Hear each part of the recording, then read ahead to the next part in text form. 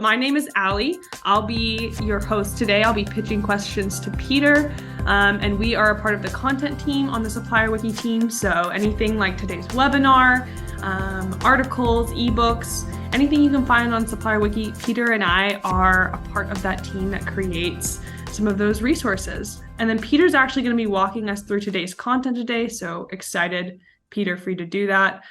You've been working hard on this deck, so excited to walk through this.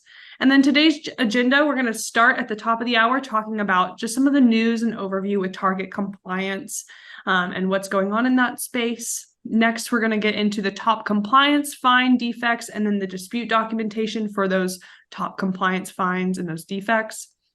Then we'll move into benchmarking target compliance fines. And this is some interesting data, Peter, you'll get into it more, that our team has actually worked on gathering. So I'm really excited to talk about that. And then we're going to be going into questions and open discussion. And we'll move on from there. And just a couple FAQs that we get is, will you get a copy of today's slide deck? Yes. If you are on a Supplier Wiki webinar, we're always going to send you the slide deck, and we're always going to send you a recording. And that should be in your inbox in about 3 to 4 business days. Usually we get it earlier than that, but we like to give our wonderful designers who edit the video a little bit of time to get that out. You can also find these videos on our website on supplierwiki.com, or you can find them on YouTube. And we also have PDF versions of our slide decks in each of the webinar recordings as well. So you can download those. Then the second part here is, what is the best way to ask a question? So if you're new to our webinars, the Q&A tab, it's the 2 speech bubbles on the bottom. That's the easiest way for me to see your question, and then I can tee that up to Peter. I may be kind of interjecting a couple questions if it pertains to the topic that we're on, but usually because we do a lot, a portion of time at the end, we'll be saving a lot of those questions for the end. And then if you want to comment on anything that's being spoken of or elaborate on what the question that's being pitched, use the chat. So that's actually where we talked about all of the wonderful fall drinks today. That's the best place for us to just share engaging information with the group. And then the last slide we've got here, if you're new to webinars, welcome. We like to introduce ourselves. We are a part of SupplyPike. Our company creates cloud-based tools to help CPGs reduce revenue loss. And we do that in a couple different ways at a couple different retailers. Today, we're talking about Target, but we also have products that service Walmart suppliers, Kroger suppliers, and Amazon suppliers.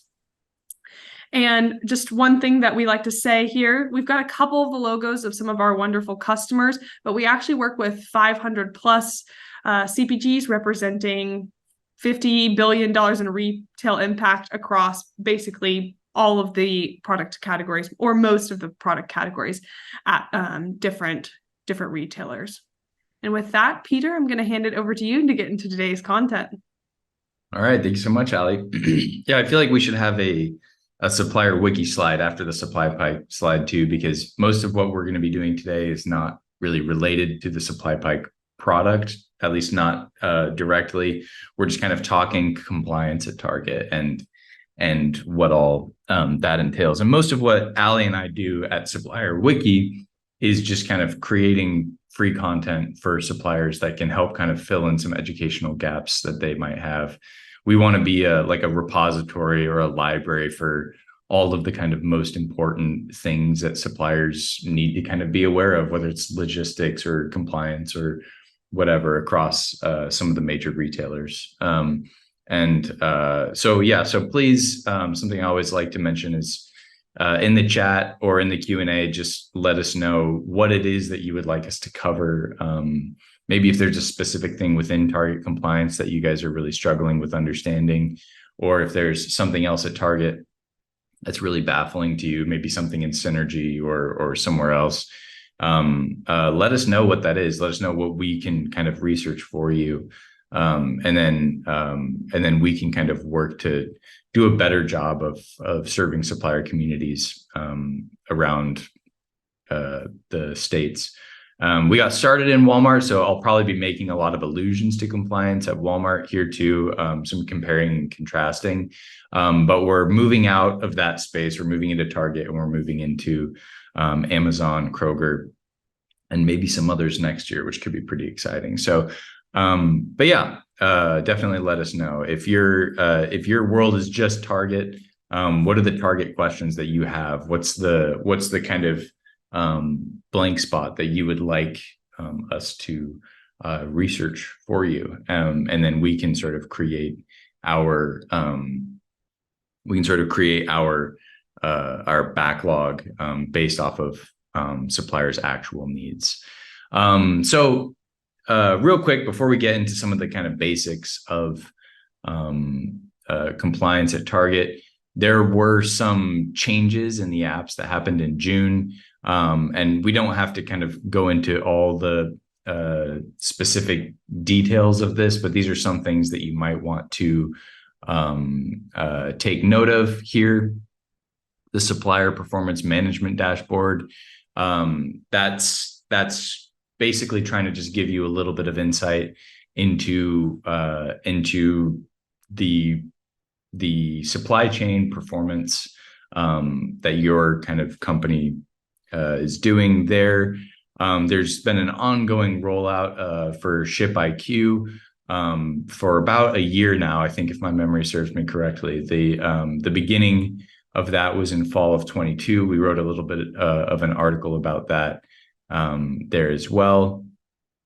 And then for collect, on time, release to replace on time, ship has not really been set in stone yet, but it's something to kind of keep an eye out for as well. So here's some updates. You can come back and visit this slide a little bit later on to just to maybe kind of take note of some of these.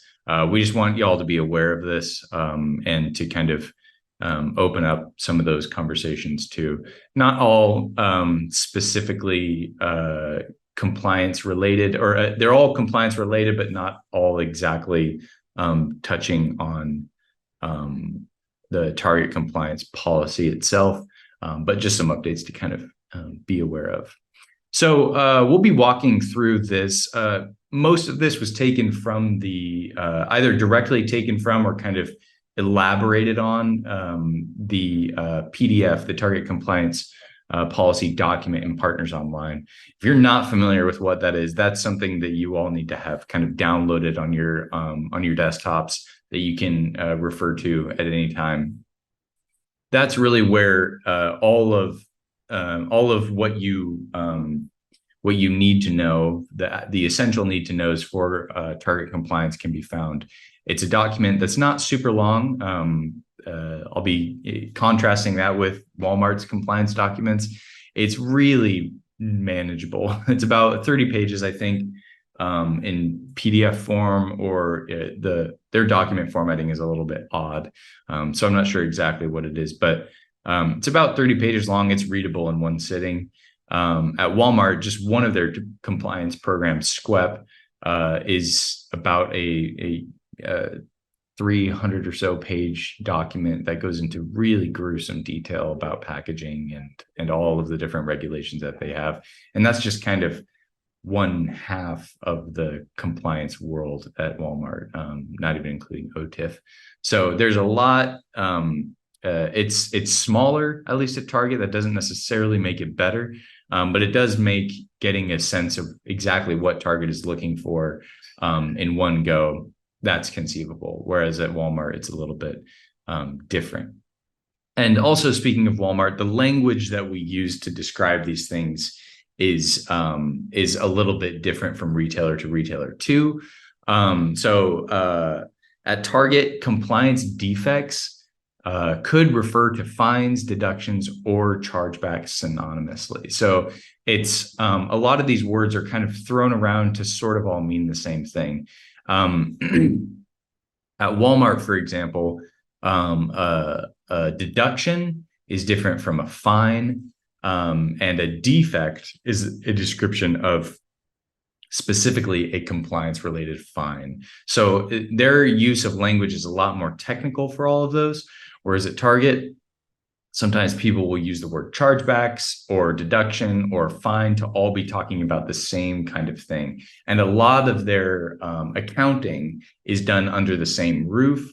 Whereas at Walmart, OTIF, SQEP, and deductions are all separate teams that are all kind of charging their suppliers in different ways. So it kind of takes a different shape. At Target, compliance and deductions fines are all kind of handled in the same, or mostly in the same sort of way. Target doesn't use the acronym OTIF either, on time in full. Some retailers use OTFR or on time and fill rate to describe the same thing. Most of the time when we're talking about compliance, we're talking about those two big categories. Is the shipment on time?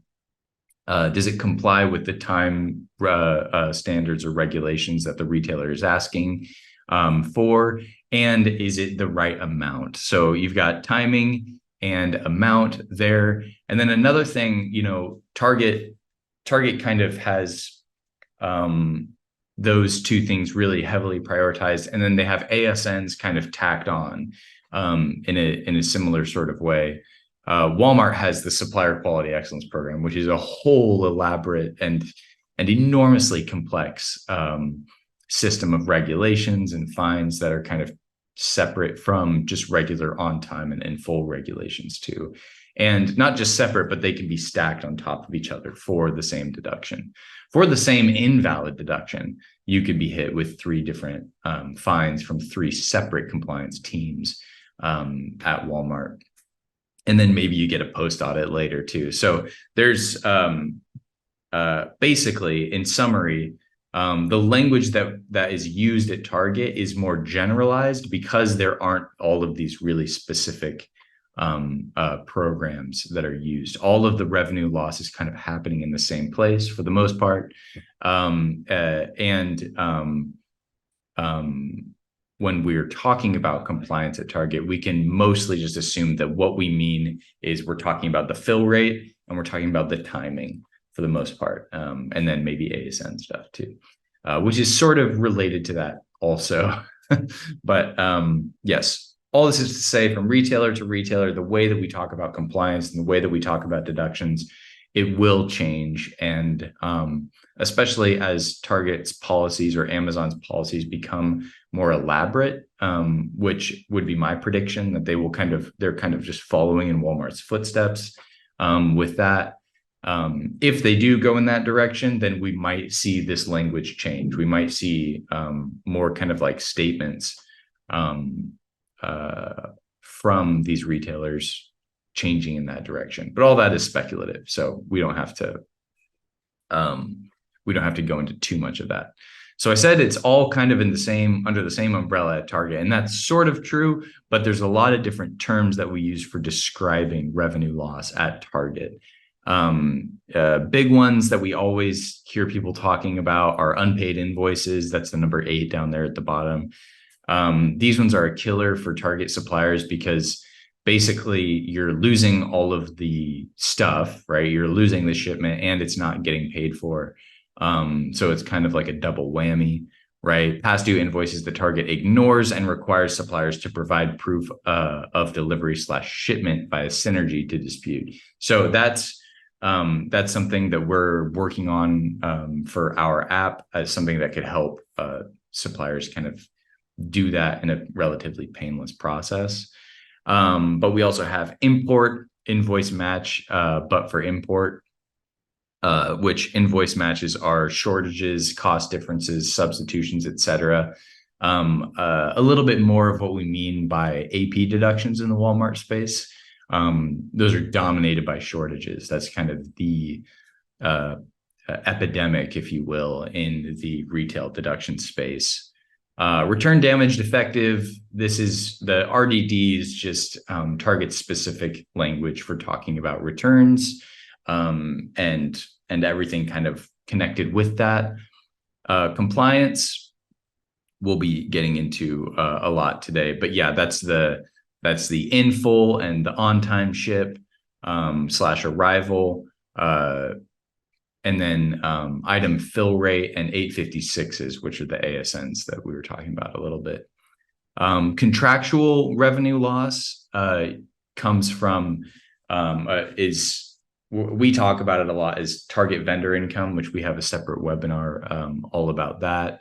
But basically, it's promotions, discounts, MDs. These are usually negotiated in the contract, but there's almost always misunderstanding, miscommunication, and occasionally target taking more than they should.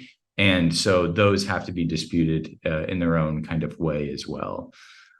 E-com or our DVS related deductions and compliance. So it's kind of its own thing there. And then audits, again, it's kind of related to TVI, shipping or other deduction types.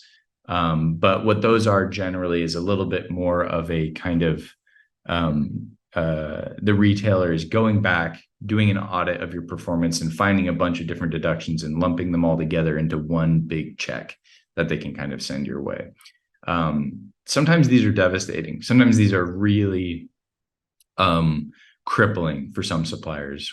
We know some smaller businesses who haven't just been unable to keep selling in Walmart because of audits. They've gone under. So sometimes audits can be really scary. And what we can say generally, just having been in this space for a while, is that most of the time the audit isn't completely right. And so you have to audit the audit, if that makes sense. So, or you dispute the audit. And that is a long and laborious process and something that's pretty difficult. But yeah, not to be too alarmist with that, but and audits at Target, I'm sure, are not as devastating as the bulk of the audits that we've seen at Walmart, would be my assumption. But yeah, that's kind of what that is for those of you who aren't as familiar with that. Okay. So Target's compliance deductions, in general, these policies are designed, or at least they're talked about as a measure of supplier performance. And they're there to kind of protect the retailers themselves against out of stocks, against the empty shelves, and sort of the kind of the unknown elements that come into play in the post-COVID-19 2023 supply chain world. Basically, there's a lot that's going on there. We've got out of stocks, right? So all retailers want to have stuff on the shelves at all times, and they're motivated all across that whole the whole company to make sure that that doesn't happen, because that's them just kind of bleeding cash is how they see that. It's also designed to measure supplier performance. And a part of that is holding suppliers accountable is sometimes financially beneficial to the retailers, right?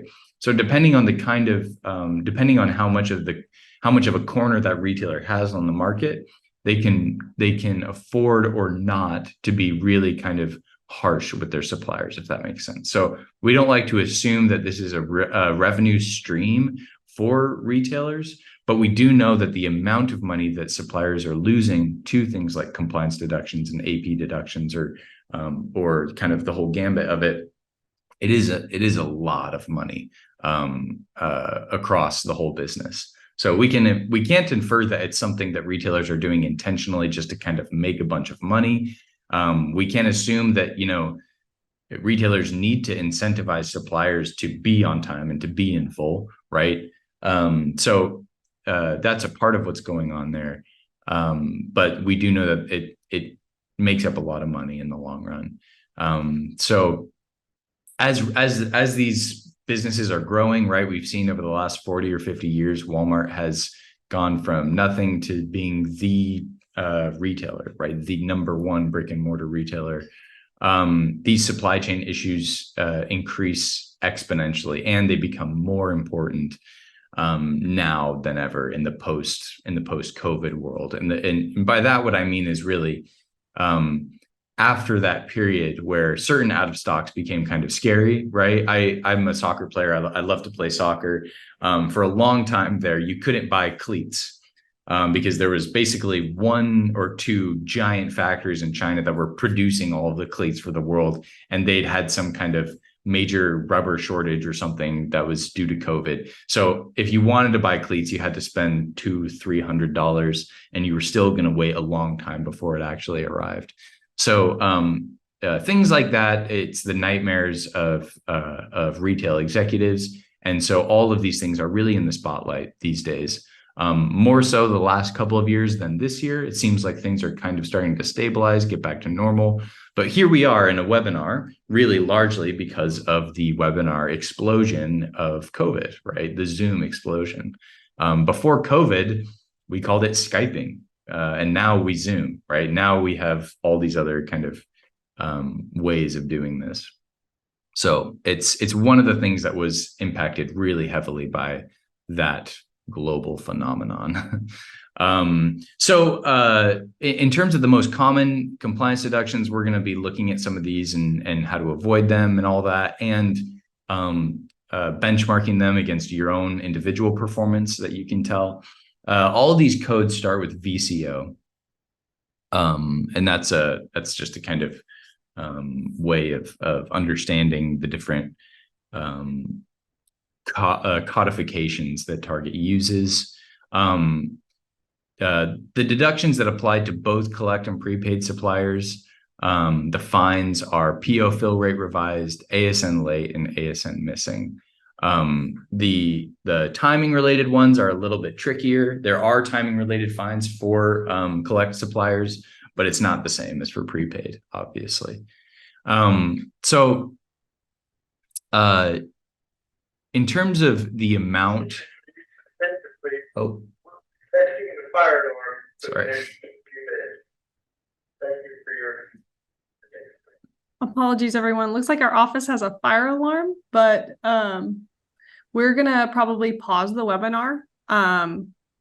We're gonna see what's going on. Hold on. We may need to just kind of mute ourselves for a little bit too, and y'all can come or go as you please. I'll just sort of keep it going until the alarm goes off here.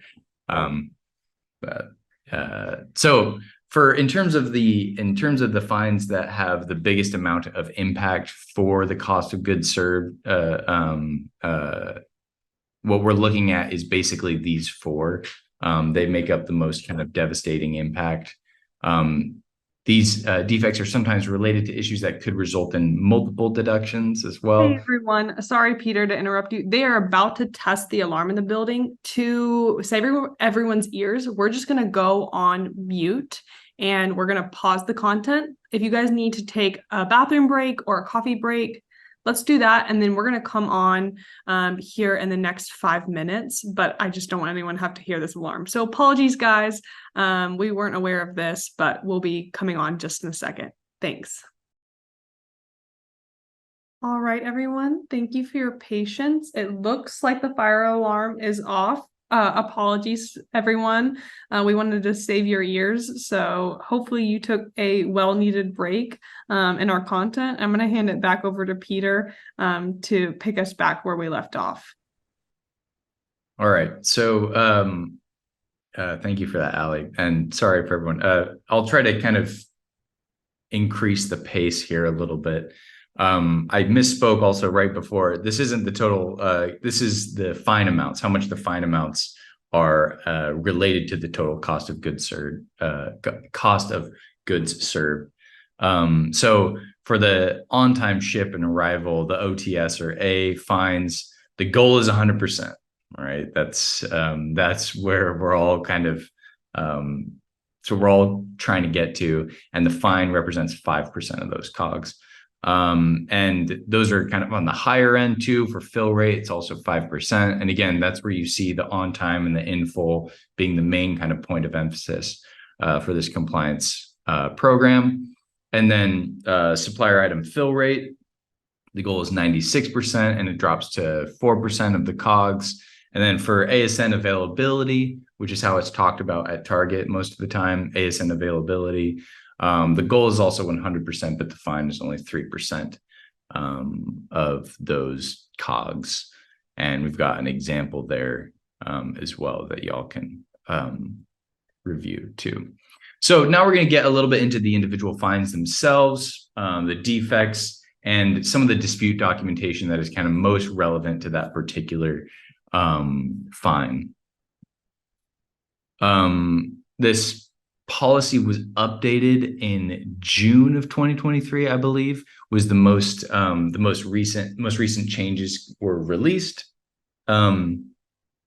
And I think we covered a little bit of what that is, but the one that you find, the compliance policy that you can find in Partners Online, will always be the most up-to-date one. So it's good to kind of go ahead and just check that one. But that's where these descriptions are coming from, and some of the recommended documents for disputing. I think a lot of this had to be more intuitive on our end and on other suppliers' end.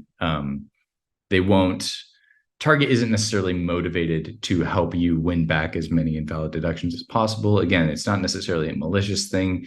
It's just, it's this huge organization, and they're more interested in making sure that their shelves are filled, right? So that's kind of, again, the main sort of mindset for them in this process.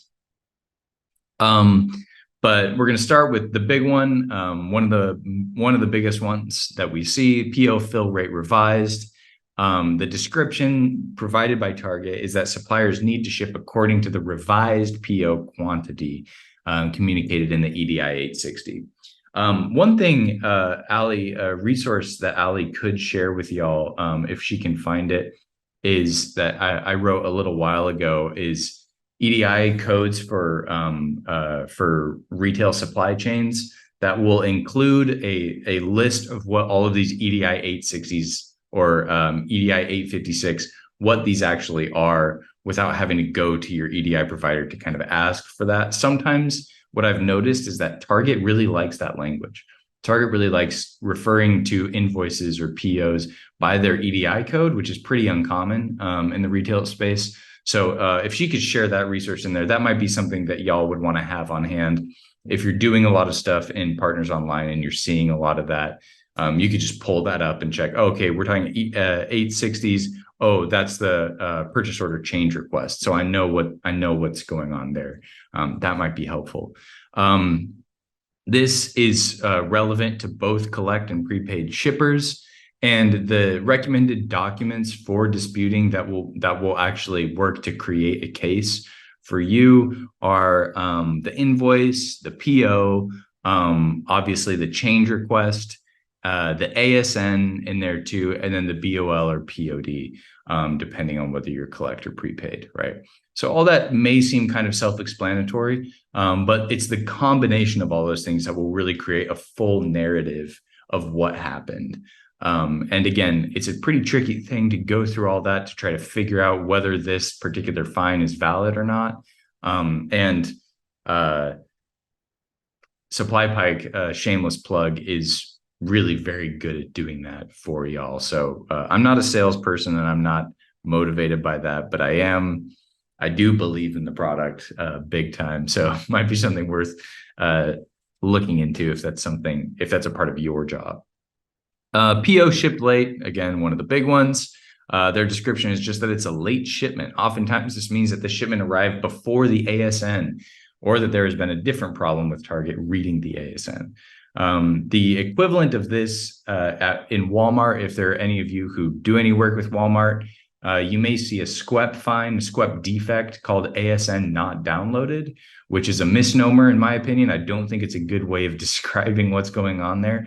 A lot of the times, ASN problems in retailers are really just timing problems, right? The shipment comes before the ASN comes, or on the receiving end for a retailer, they're looking at the shipment and they're not looking at the ASN in time or something like that, right? So what you need to do, the key for that one that's different from some of the others, is that EDI 997 that you see down there at the bottom. That's a key document that your EDI provider can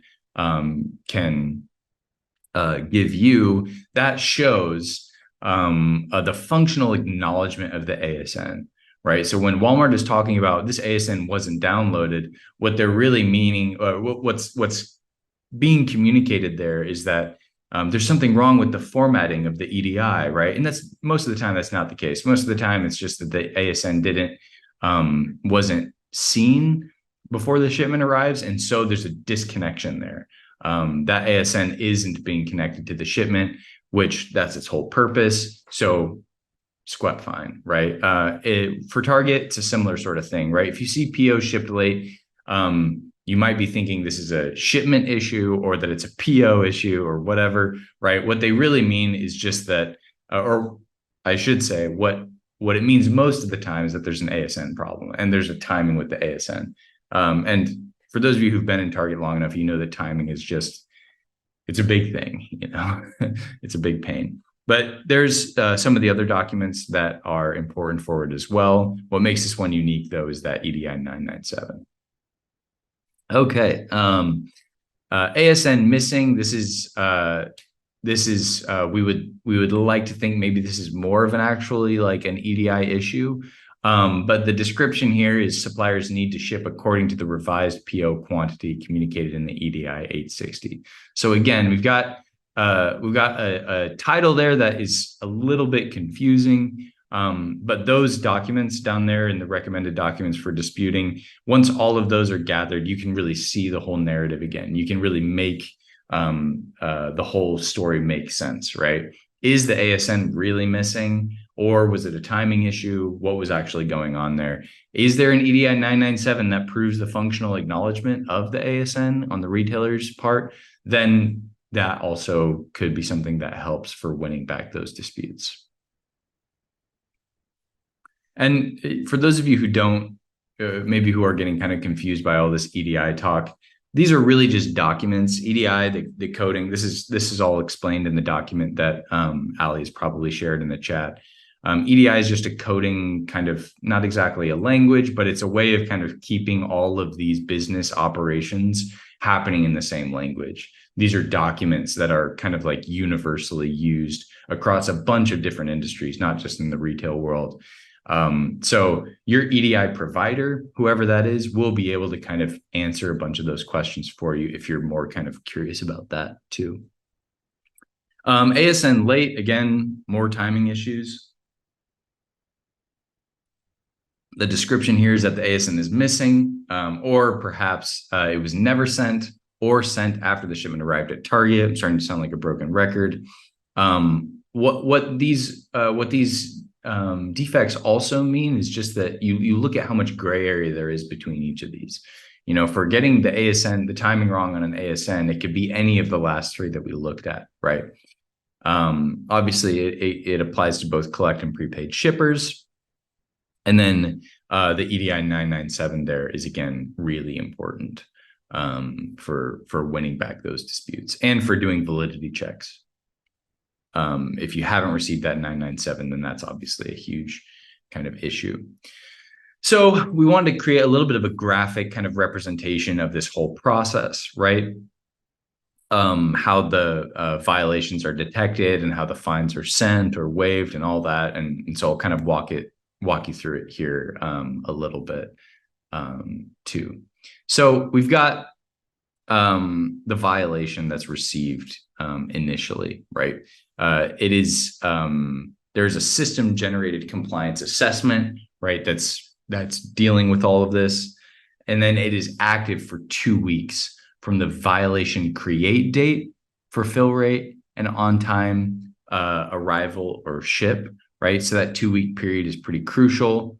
The violation dollar amount is calculated at 5% of the COGS for OTAS and fill rate, right? We covered that a few slides ago as well. So those are for the on time and in full violations, not all of the ASN ones that we've been going through as well. Supplier receives an exemption, possibly, right? For this, which is a proactive removal of the invalid violations initiated by the SPM team that prevent violations from turning into chargebacks, right? In the case of an invalid fine, right?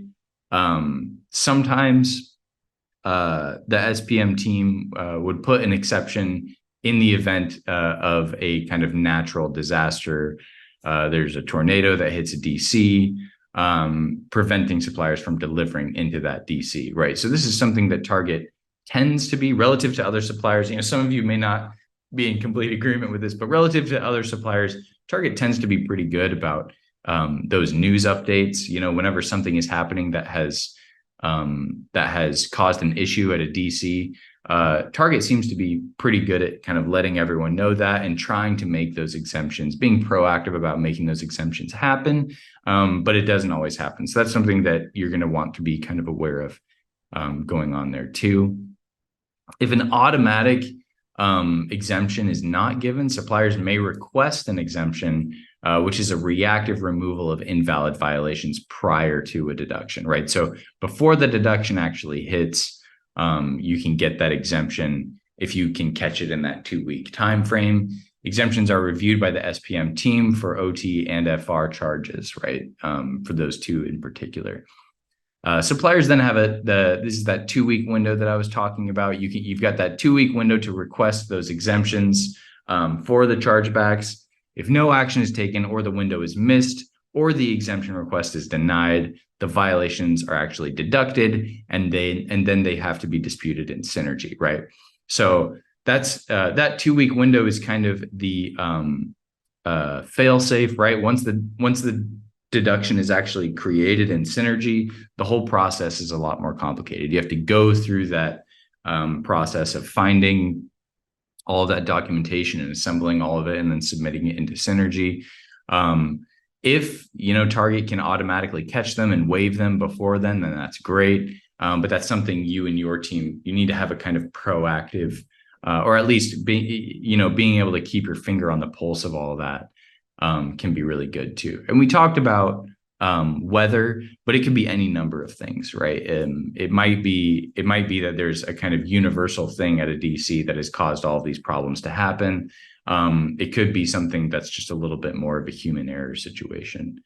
In which case the exemption, the auto exemption and the fine waiving on Target's end might not be as efficient, right? And you might have to just dispute do your own exemption or dispute the chargeback once it kind of comes through Synergy. So chargebacks occur when exceptions are not granted or exemption requests are not approved, right? So after all that process. Once a violation has been deducted, suppliers can use VC deductions. Suppliers can dispute those deductions through Synergy. A reversal is granted for deductions proven to be invalid through the dispute process initiated by suppliers and executed by the SPM team, right? So you've got all of these different layers here where how a bill becomes a law, right? How a phenomenon becomes a chargeback, right? Or it actually ends up charging you, right? It's all about determining culpability. Is culpability here human error on the receiving end or on the sending end, right? Is this something that we just have to eat this quarter? We just gotta take these deductions because it was our fault. We stopped sending ASNs for a certain period of time for whatever reason, right? So that's what that process is about. But there are a certain number of what I would call just kind of tiers or like chapters, different checkpoints in place where those chargebacks can be deflated, if you will. But if not, then it goes into Synergy and then you can dispute it there. And if you can't dispute it there, then you're just going to eat it. And yeah, so that's our little kind of graphic for that. So the dispute denial codes are not super important. We don't need to spend a ton of time on this. I see we're approaching 12 o'clock and I want to make some room for the questions. These aren't super important, but it is good to familiarize yourself with some of these. These are the codes that Target uses to say, no, actually, this dispute is not, or this fine is legitimate, or not, right? So this is kind of how they're sort of communicating with the vendors throughout that whole process. So look through these on your own time. You will be getting a copy of this. I want to kind of move forward a little bit into the benchmarking section and give us some time for questions before the end of the hour. But here's a few of them too. Again, as with most of the other content on this webinar, going to the compliance document in Partners Online will give you the complete list of these. I think that there's more than what's just listed here. I think we just did some of the most common. So go ahead and download that document, keep it on your desktop, have it there as a resource for you and your team, as always. Yeah, we started to skip some here in the middle too. So all these can be reviewed more on your own time and should be. And then once you download the slide deck, you can keep them in that format too. Okay, so some general kind of tips and tricks for compliance at Target. There's a lot of codes, there's a lot of possible defects, but not all of them are used. So in the next section, in the benchmarking section, we'll be going over the ones that generate basically 90% of the revenue loss for Target suppliers. So we'll go over what those are, which ones are the most devastating in terms of the total amounts of dollars lost. So it's easy to get lost in the codes. I would say stick to the big ones, stick to the big 5 that we'll be going over. It's like 5 or 4. Another kind of point, Target suppliers can find a thorough set of guidelines for this in the compliance policy and Partners Online, as I've been mentioning. Highly recommend downloading that. And then also pay attention in Partners Online for an updated version. I don't think it's like on a regularly annual cadence that Target updates it. But if it is, then yeah, watch out for that next summer. But yeah, with the SQEP document, I know that they try to keep it to a regular yearly cadence, and then they keep track of all the changes that they make every year in one of their appendices in the supply chain rule book that they have. So yeah, checking SPMD weekly. It only updates once a week, but that's where you can see the kind of the weather updates that Target will put in there for like some DCs being out of commission, so that you can be fully aligned with Target and all that stuff.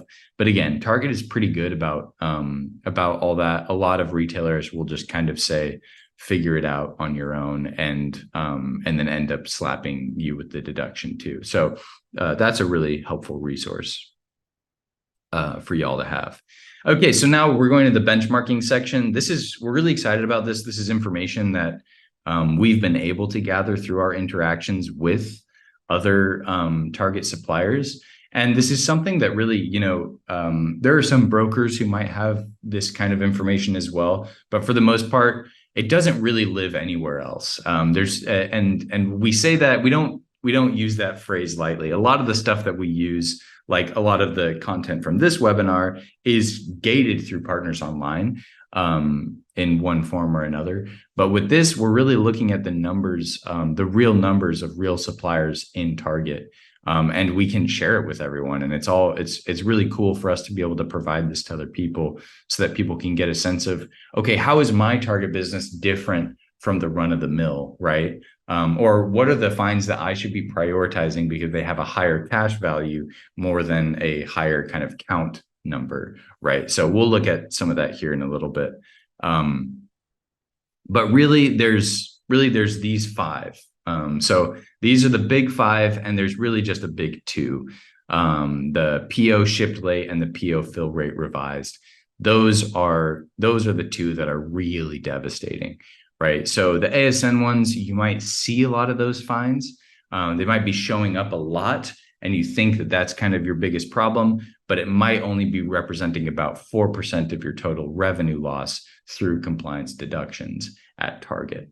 Right. So this is our data that we aggregated over 160 plus Target vendors that we analyzed through that. So it's probably a pretty good sample size of the whole, and those percentage numbers there that you see in that graphic are of the total amount of dollars lost through compliance fines. So you can see the PO shipped late. That one is just 50%. That's 50% of all the dollars that suppliers are losing is to that specific one. So hopefully a lot of you know that already, or you're kind of familiar with your revenue loss situation a little bit. But if you're not, we're happy to kind of be bringing that to the conversation. We've got a little bit of graphic here in terms of the number of violations, right? So this isn't in terms of the total dollars lost, but you see a similar kind of spread. One thing to note, PO fill rate revised has a higher percentage when it comes to the number of violations than it does to the total dollars lost. So that could be something that could be a little bit misleading. Maybe leadership or something at your company is saying, we really need to be watching out for this PO fill rate revised. It's 32% of our violations. It can be good for all of you to kind of change the way that you're having that conversation to the total dollars lost, because that's where the rubber will really be meeting the road. And there's that. So it's 27% of the total dollars lost. So it's slightly different. You saw the PO shipped late is making up about 50% of the total dollars lost and 50% of the total number of violations. So that'll give you a pretty clear sense of what's going on there. And some of the others are tweaked a little bit there too. But again, these are the big five. And the takeaway, in my opinion, and probably in the opinions of all of you as well, are that the total number of dollars lost is really where the rubber is going to meet the road there. All right, so a little bit of review here for the PO shipped late. This is the second most common one. The description there is that it's a late shipment. Again, there's the whispers about the ASN. This may be a timing related issue, but Target is also just describing it as a late shipment, right? All of the recommended documents are there. And if you're looking through all of that, except for the EDI 997, right, that might give you a little bit of a hint. EDI 997 won't always be relevant to this one, but it might be. So that's why we include it there. Most of the time it's a disagreement about when the shipment actually arrives. And I would venture a guess that, a lot of these are probably valid fines. Excuse me. It's really hard for suppliers to be able to hit these timing requirements with a lot of accuracy. So there's a certain amount of revenue loss that you might be just having to eat through these as well. For the ASN issues, again, PO shipped late defects may be the most common, and a root issue cause could be the timing of ASNs, as I've been mentioning, but it may not always be also, right? So that's something to kind of keep in mind too. The name of the defect itself that you're seeing may not be the root cause. It may be trying to describe it, right? It may be Target trying to describe what you're doing wrong, but it may be something else that's going on, a slight miscommunication or a slight timing issue of the ASNs. Just regular kind of basic strategy stuff. And again, take all this with a grain of salt. You know your business better than anyone else, right? So this is just kind of whenever we're trying to take the common denominator for this stuff. But determine your business's most common compliance deductions, obviously, right? Determine the validity of those compliance deductions, address root cause of valid claims, and then disputing the invalid claims by tackling largest buckets by defect type. And then also something I would add in here too that I've kind of been talking about a little bit is, how are you doing relative to everyone else? That data is really coming from people all across the categories in Target. So it's not necessarily specific to your competitors or your category. That's information that would be really valuable for you to have too. But what can you infer about how your data is different from this data, and then what can you infer based off of that? Is that just because we're in this separate category and everyone in this category suffers from ASN issues or whatever, right? So doing that higher level analysis, in as much as that fits within your job description, in as much as that fits within your goals, how you're motivated by your own company, et cetera, et cetera. You understand what I'm saying. So again, take all this advice with a grain of salt. Your business better than we do. So that's all for the content itself. I think we've got a couple questions in there, Allie. Yeah, we do. Peter, I've got a couple for you. I'll tee this one up first. Peggy asks, I understand disputes can be made a number of times if denied. Is that correct? And maybe speak a little bit to all retailers and then Target as well. Yeah, we're just in the middle of one of our newest employees just wrote her first article on redisputing at Walmart. So at Walmart, basically their rule is 3 strikes and you're out. I'd assume that Target doesn't have an official policy on that, and that we've seen success from people redisputing. But I don't know if there's an official policy or if there's a kind of rumored policy. Like at Walmart, it's unofficial, but it's like, yeah, your third one's just not, after your third one, you just have no luck. You're not going to win any back. Allie, do you know if there's any other information on that? Yeah, specifically what we've seen with the suppliers we work with, like you said, Walmart, it is baseball rules, 3 strikes and you're out. You're probably not going to get it unless you're pulling in, your merchant team, or you have, just something that is gonna get it over the edge there. With Target, it seems like you can just go ahead and just dispute more than once. We haven't really seen a fall off if you're disputing more than once. Shayla actually just put in the chat that she's disputed Target claims up to 6 to 7 times and it was reversed. Now after that, it's pretty unlikely. So it seems like there's a little bit more room to keep redisputing. I think the question goes to, does your team have the capacity to continue redisputing? At one retailer, especially, depending on how many you're in, 6, 7, and then that's not even talking about like the major retailers getting into some smaller ones. So I would say, to answer your question, Peggy, a little bit more clearly, it's complicated, but if you've disputed it 1 or 2 times, go ahead and try again. If you're up in that higher number, that higher threshold of 6 to 8, it's probably unlikely, and you probably have other claims that are newer that may be worth going after. So that would be my recommendation. Yeah, but it's also interesting too that it sounds like from Sheila, it may be the case that Target is not focused on that, at least in terms of like counting the number of times. It seems at Walmart like they're all aligned that after 3, it's like you're done and we're not going to like take any interest in it. I know that at Amazon it's completely different, where basically you need to dispute everything once and then you do a large settlement as a result of that. It's a completely different animal. But if people are seeing success after 6 tries, what I would infer from that is just that Target doesn't have a rule set in place on their end for when they're going to stop paying attention. But yeah, that shout about triage, the term I like to use is like triage, like what can your team afford to go after and what can they not? If you have something like SupplyPike where it makes everything really fast and easy, then you don't need to do as much of that. But everyone's got to be reorganizing their priorities based on the number of the size of individual fines and stuff like that too. Yep.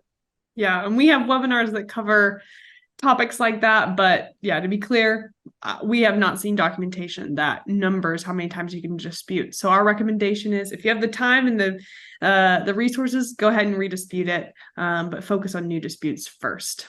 All right, another question. I know we're relatively over time, so I want to get through these pretty quickly. Mike asked, how are CPU shipments managed in the fines program? And Peter actually did some digging on this. I don't know if you have something that you'd like to add to this, but I can kind of list off kind of what I found in my research. Yeah, go ahead, please. Okay.